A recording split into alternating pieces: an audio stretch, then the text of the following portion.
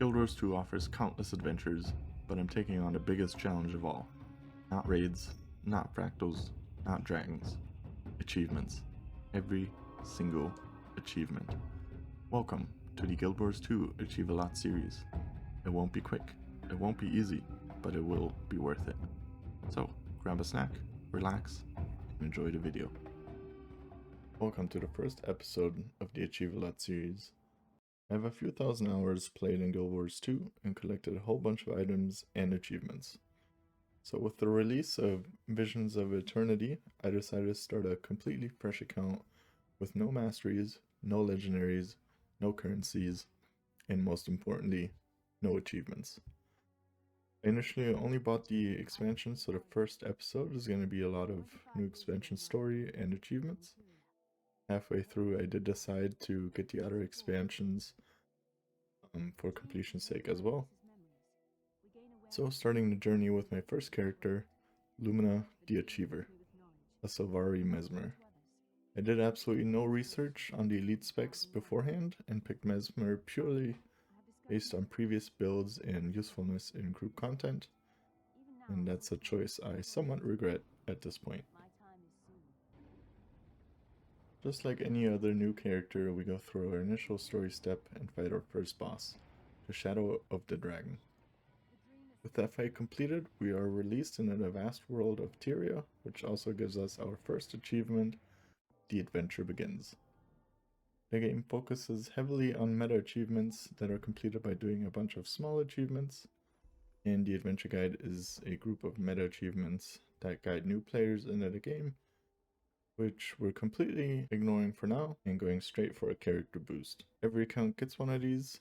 We're purchasing a new expansion, so I don't feel bad about using it. And we have a lot of work to do, so skipping the leveling just saves a little bit more time. After confirming the boost, we get our second achievement, Master of Heroics. Reaching max level also unlocks all the elite specs for that class, as well as all of the expansion stories. Like I said, at this point, I only have the newest expansion unlocked, which only gives us access to Troubadour. Jumping straight into the story and talking to a few NPCs, we end up in Lion's Arch, which is considered the main city in the game. I started this challenge while the Shadow of the Mad King event was going on, which is a Halloween event in the game. There are a bunch of achievements attached to it, but I decided to not focus on those as much right now. I did, however, find a pumpkin to carve, which also gave me an achievement. A lot of achievements are tied to the story and completing certain objectives during individual steps. Jumping ahead a little, we complete the first step, rewarding us with an achievement on the sly.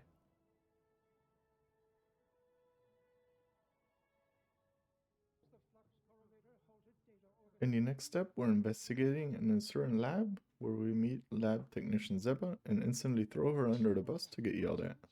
I don't know. It was going fine until... Everyone, stop what you're doing. We are going to stand here and watch her fix it. Sneaking into the office to find information, we stumble across an open file on High Counselor's desk and approve a transfer and a pay raise for Zeba on his behalf, which not only makes us feel better, but also rewards us with an achievement. Zeba deserves better. Finishing the story step and talking to both Saida and Ludo, we get another achievement. This can't be good. Overseeing some changes to the dynamics curriculum. Hard to book. But if Flax and Yak are moving in shadow, I need to make sure the rest of the Arcane Council is ready to take action. This is my first attempt at doing a video series and editing, so any feedback is appreciated. Please let me know in the comments what you think of the video format, editing, commentary, and what achievements I show. Since almost every story step has an achievement tied to it, I wanted to ask if I should show every single one for completion's sake, or only show the ones I have to work for during individual story steps. On the way to Castora, we're asked to guide the ships as a thick fog has enveloped us on our journey. Successfully maneuvering the ships without giving any wrong directions rewards us with the achievement Nautical Divination. Shortly after, one of the ships gets attacked, leaving the crew stranded in the ocean. Rescuing all of them in the allotted time frame gives us another achievement, Crew Overboard. A few cutscenes later, we arrive in Kastora, which introduces us to the expansion. Unscheduled departures is given to us for completing the story step. While running around the open world, I stumbled across a Rift event and decided to take part, even though I did not have the Heart of the Obscure that you receive in the Secrets of the Obscure expansion, and could not actually trigger or close the rift. Even with that restriction, taking part in the event, I ended up receiving the achievement Rift Sealer. Exploring the area, I find an NPC with a parrot on his shoulder and decide to see if I can talk to it. Doing so rewarded me with the achievement Converse with Samantha. Hunter-Gatherer is rewarded for gathering 10 resources. During an event in one of the NPC hubs, I killed 10 plague rats, which rewarded me with Plague Doctor. Completing one of the 3 available hearts in the area, I received an achievement point for starting the repeatable quest achievement. In Gianthir Wilds, Guild Wars 2 introduced the heart achievements that require you to complete them 14 times. Since every heart in the expansion has its achievement tied to it, I will not be mentioning them unless I have completed the entire achievement. That brings me to the question if you guys want to see every milestone or only the meta achievements.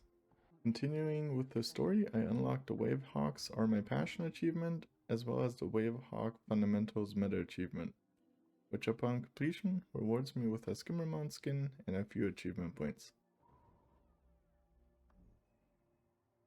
While looking for all the pieces for the Wave Hawk collection, I earned myself the Shipwreck Strand Explorer achievement.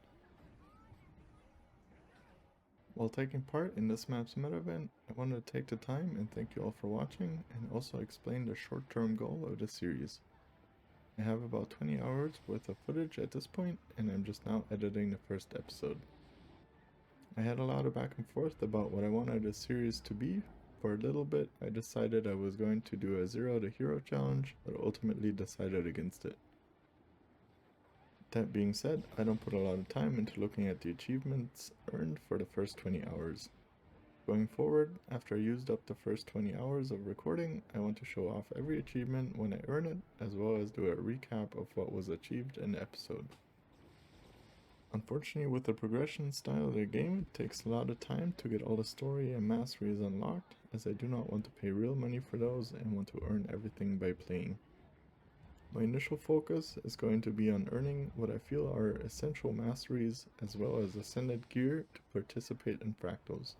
If watching me progress my character is something you want to see, please let me know in the comments, and I can try to incorporate that into my videos as well. Otherwise, I will continue to focus on achievements only. This meta has 2 challenge achievements tied to it that require you not to get hit by any of the boss's abilities. Unfortunately, I did not earn either of those this time, but was rewarded with 2 different achievements. Teamwork Gets It Done and Hammered the Hammer Hearts. For some reason, I decided to get the mastery experience from a random expansion from the Wizard Vault. This, however, gave me the achievement Lifetime Survivor, which is earned by gaining 500,000 experience without dying or changing maps. Doing some inventory management, opening a trick-or-treat bag, salvaging a bunch of gear, and selecting a skin from the boss's weapon box, I earned myself 3 more achievements. Something Good to Eat, Chromatic Resin Weapon Collector, which is the first achievement in a weapon collection, as well as Salvage Master, which requires me to salvage 500 items to earn the full achievement. With 72 achievement points under my belt, I'm going to wrap up the first episode. Thank you so much for watching, and I appreciate any feedback, suggestions, or critique on the video. My plan is to have 1 episode out every week, so I'll see you guys next time.